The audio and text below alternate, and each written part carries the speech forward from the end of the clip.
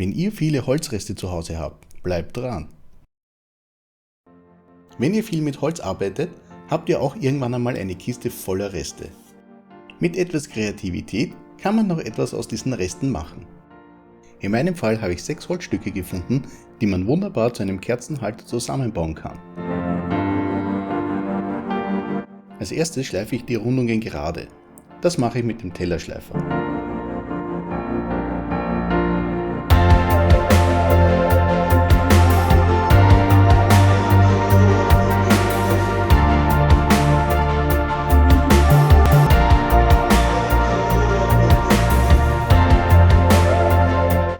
Den Feinschliff mache ich mit einem ganz normalen Schleifpapier.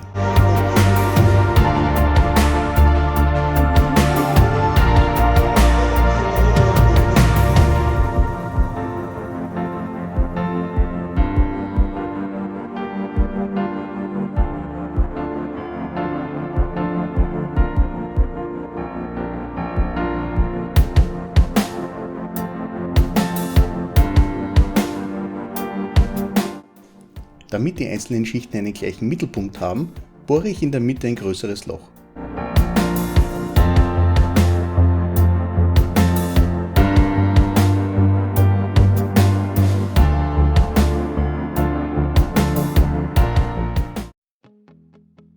Nachdem alle Teile fein geschliffen wurden, bemale ich sie mit verschiedenen Farben.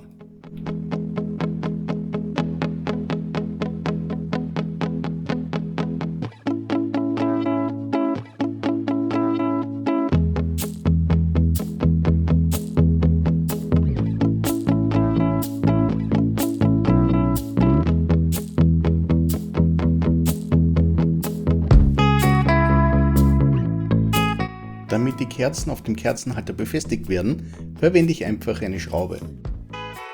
Das Ende der Schraube feile ich zu einer Spitze, damit die Kerze einfach draufgesteckt werden kann.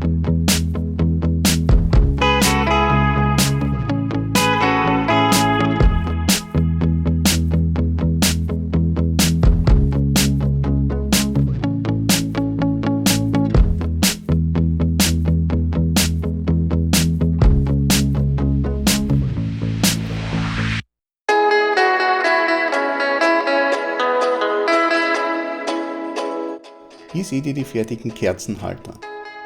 Mit nur wenig Holz und etwas Farbe könnt ihr schöne kleine dekorative Stücke herstellen. Lasst mir ein Like da, wenn euch dieses Video gefallen hat. Wir sehen uns beim nächsten Projekt. Macht's gut!